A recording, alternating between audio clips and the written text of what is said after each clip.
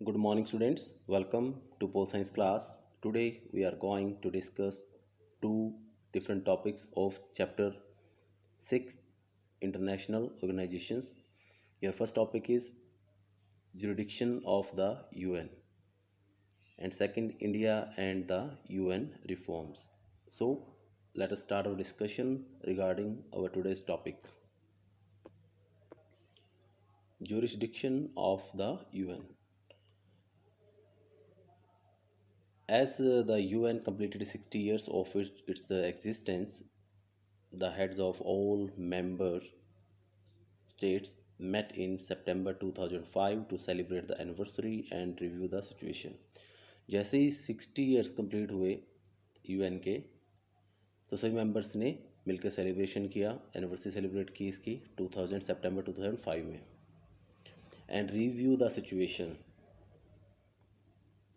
और सिचुएशन को दोबारा से ऑब्जर्व किया कि 60 ईयर बैक सिचुएशन क्या थी और अभी सिचुएशन क्या है. Use of veto powers up to 2006 by permanent members, कि अब तक किस मेंबर ने कितनी बार वीटो पावर्स को यूज़ किया. जैसे यूएसएसआर या रशिया है, इसने 122 टाइम इसको यूज़ किया है. यूएसए ने 82 टाइम यूज़ किया है, यूके ने 32 टाइम यूज़ किया है, फ्रांस ने 18 टाइम, और चाइना ने तो अभी हाल ही में रिसेंटली कुछ यूज़ किया था जब अब्दुल मसूर का नाम उठाया गया था, जो टेररिस्ट था, उसके रिगार्डिंग यूज़ किया. मतलब जब भारत को वीटो पावर देने की बात आती है तब चाइना अपनी वीटो पावर का यूज़ करता है कि भारत को वीटो पावर नहीं देनी. नेक्स्ट है creation of peace building commission. जब रिव्यू किया गया सिचुएशन का तो कुछ नए इश्यूज़ पर कुछ डिस्कशन हुई कि ये चीज़ें हम करने जा रहे हैं अभी. फर्स्ट क्या है, creation of peace building commission. Second, acceptance of responsibility of the internal community in case of failure of national governments to protect their own citizen from atrocities. Means अगर कोई देश की सरकार अपने कम्युनिटी के लोगों पर हो रहे कहीं अत्याचार को नहीं रोक पा रही, उनको टॉर्चर किया जा रहा है, तो उसके लिए सभी देश मिलकर उसकी रिस्पॉन्सिबिलिटी उठाएंगे. मीन्स यूएनओ रिस्पॉन्सिबिलिटी लेगा कि जहाँ पर अत्याचार किए जा रहे हैं इंसानों के ऊपर, उन अत्याचारों को बंद किया जा सके और हर जगह शांति की व्यवस्था स्थापित की जा सके. But it is easy to say but difficult to perform. कहना बहुत मुश्किल, कहना ही आसान है, करना बहुत मुश्किल है, क्योंकि अगर यूएनओ हर मामले में इंटरफेयर करता है then it will be consider an interference in others matter. Next, establishment of human right council. Operation since 19 June 2006. इसको इस्टेब्लिश किया जाएगा ह्यूमन राइट काउंसिल्स को. And agreement to achieve the millennium development goals, कि इस contract पर sign किए सभी ने कि हम जो एग्रीमेंट्स कर रहे हैं डेवलपमेंट्स को लेकर, कि हर जगह डेवलपमेंट की जाएगी हर फील्ड के अंदर. And criticise of terrorism in all its form. Condemnation means क्या था, क्रिटिसिज्म, कि आतंकवाद के हर रूप का क्या किया जाएगा, क्रिटिसाइज़ किया जाएगा, चाहे वो किसी भी फॉर्म में क्यों ना हो. Creation of democracy fund. एक डेमोक्रेसी फंड क्रिएट किया जाएगा ताकि जिस जिस देशों में डेमोक्रेसी है उनको सपोर्ट किया जा सके और डेमोक्रेसी को ही पूरे वर्ल्ड में स्प्रेड किया जा सके. And agreement to wind up the trusteeship council. Trusteeship में डोमिनेंस, एक एग्रीमेंट होगा जिसपे जो डोमिनेंस है 5 मेंबर्स परमानेंट मेंबर्स का और 10 नॉन परमानेंट मेंबर्स का, उसको काफ़ी हद तक कम किया जा सके, क्योंकि if they will show their dominance then rest of the countries will not get the opportunity. अगर ये हर चीज़ पे अपना डोमिनेंस शो करेंगे तो बाकी कंट्रीज़ को मौका नहीं मिलेगा अपने आप को रिप्रेजेंट करने का. Now come to the next topic, India and the UN reform. Bharat और जो यूएन में सुधार करने के लिए डिमांड उठाई गई थी और कौन सी थी वो. India has supported the restructuring of the UN on several ground. Bharat इस बात का सपोर्ट करता है कि कुछ ग्राउंड्स के ऊपर कि दोबारा से रीस्ट्रक्चर होना चाहिए सिस्टम दोबारा से. First, India believes that, India मानता है कि strengthened and revitalised UN is desirable in the changing world.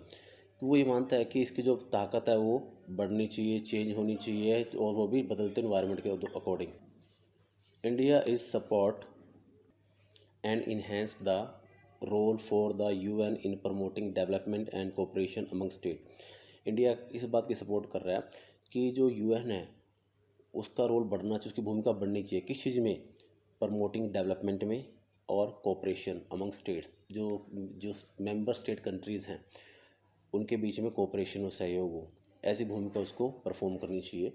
And India believes that, India भी मानता है that development should be central, जो डेवलपमेंट है वो केंद्रीकृत होनी चाहिए टू द यूएन एजेंडा, उसके एजेंडा के अंदर सेंटर में होनी चाहिए, as it is vital pre condition for the maintenance of the international peace and security, ताकि इंटरनेशनल लेवल पे शांति और सुरक्षा बनी रह सके। Fourth, India has major concern about restructuring of UN security council. भारत का जो मेन चिंता कारण क्या है, restructuring of UN security council, किसी में जो सदस्य है, जो मेंबर्स है, उनकी संख्या को लेकर है। Because limited members show their dominance and just try to snatch the opportunity to represent other countries. कुछ मेंबर है जो परमानेंट है, वो क्या करते हैं, अपना डोमिनेंस शो करते हैं और बाकी कंट्रीज़ को मौका नहीं देते अपने आप को रिप्रेजेंट करने का। इंडिया आर्ग्यूज़ दैट, इंडिया आर्ग्यूमेंट करता है कि, ये भी बोलता है कि and expanded council with more representatives will enjoy greater support in the world community. अगर इसके मेंबर्स की संख्या बढ़ा दी जाए तो इससे क्या होगा कि ये पूरे वर्ल्ड में अच्छे तरीके से वो रिप्रेजेंट किया जा सकता है और वर्ल्ड कम्युनिटी भी रिप्रेजेंट हो जाएगी इससे, मतलब ब्रदरहुड बढ़ेगा, भाईचारे की भावना बढ़ेगी। इंडिया आर्ग्यूज़ दैट, इंडिया ये भी आर्ग्यूमेंट देता है कि there is majority of developing countries, कि इसके अंदर जो यूएन में जो मेजोरिटी है वो विकासशील देशों की है, जो अभी विकसित हो रहे हैं in the UN General Assembly, so they should also have a role in shaping the decisions in Security Council which affect them। so इसलिए उनका भी रोल प्ले होना चाहिए, उनके भी जो डिसीजंस हैं उनको भी इम्पोर्टेंस दी जानी चाहिए, क्योंकि जो सिक्योरिटी काउंसिल परमानेंट मेंबर है, इनके जो डिसीजन लिए जाते हैं ये हमेशा इन्हीं को अफेक्ट करते हैं, इसलिए। And India supports an increase in the number of both permanent and non permanent members. India ने इस बात की भी सपोर्ट की है कि जिस टाइम स्टार्टिंग में इसको बनाया गया था यूएन को, उस टाइम सिचुएशन कुछ और थी, लेकिन उस 1945 से लेकर अब तक स्ट्रेंथ में कोई चेंज नहीं किया जा रहा, मतलब 5 मेंबर्स के पास ही वीटो पावर है, तो ऐसा नहीं होना चाहिए। अब सिचुएशन कुछ और है, अब हर कंट्री क्या है, डेवलपिंग कंट्री बन रही है, मीन्स ऑलमोस्ट सभी बहुत अच्छी ग्रोथ कर रहे हैं, तो सब मैक्सिमम कंट्रीज़ के पास ये राइट होना चाहिए और जो टर्म एंड कंडीशन उसको चेंज किया जाना चाहिए। नेक्स्ट है, the success of security councils actions depends upon the political support of the international community, so any plan for restructuring of security council should be broad based. जो success होती है security का, सुरक्षा परिषद की जो सफलता होती है, उसके कार्यों की सफलता किस पे डिपेंड करती है, पॉलिटिकल सपोर्ट पे करती है। अगर अंतर्राष्ट्रीय जो कम्युनिटी है उस अंतर्राष्ट्रीय इंटरनेशनल लेवल पे अगर सभी देशों को सपोर्ट कर रहे हैं, सो इसलिए ऐसा प्लान बनाया जाना चाहिए, एक ऐसी व्यवस्था बनाई जानी चाहिए एक बड़े लेवल के ऊपर, जिससे इसका जो सिस्टम उसको फिर से रीस्ट्रक्चर किया जा सके, जो स्ट्रेंथ है उनको बढ़ाया जा सके, नॉन परमानेंट और परमानेंट मेंबर्स की जो संख्या है उसको बढ़ाया जा सके, इंक्रीज़ किया जा सके according to time. India also wants to become permanent member of UN and fulfill all the conditions as required। देखो इंडिया भी क्या बनना चाहता है, एक परमानेंट मेंबर बनना चाहता है, no doubt, because India fulfil all the condition जो भी रिक्वायर्ड की हैं यूएनओ ने।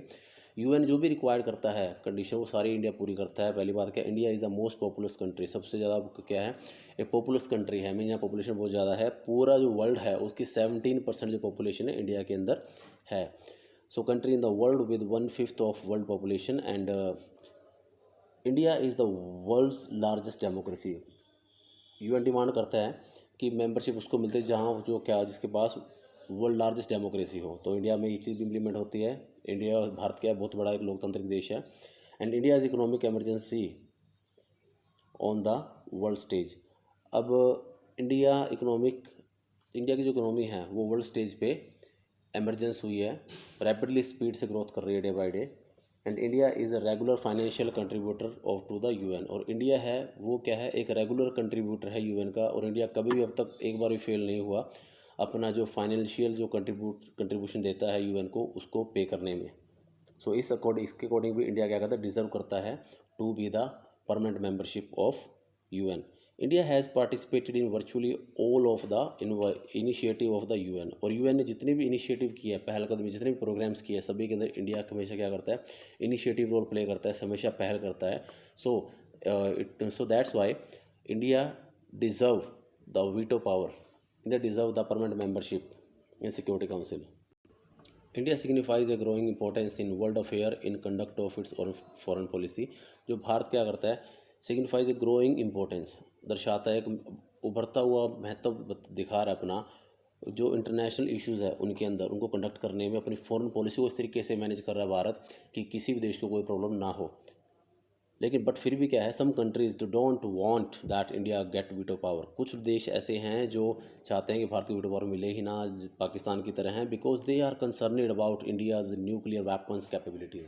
क्योंकि वो डरे हुए हैं भारत के जो न्यूक्लियर वेपन्स की कैपेबिलिटी है, भारत के पास जो हथियार हैं न्यूक्लियर, उससे डरे हुए हैं. क्योंकि because there is always a conflict between India and Pakistan, sometime India and China.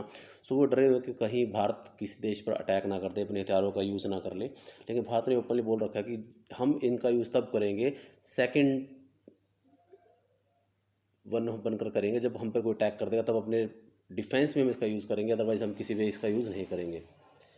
And last point, if India is included some emerging power, अगर भारत को जो उभरती जो पावर्स हैं जो इस टाइम जो रैपिडली ग्रोथ कर रही हैं उनमें जो जोड़ दिया जाए, जैसे like Brazil, Germany, Japan, south Africa will also भी अकोमोडेट. तो ये भी क्या, ये भी डिमांड कर रहे हैं कि हमें भी वीटो पावर दी जानी चाहिए अगर भारत को दी जा रही है तो.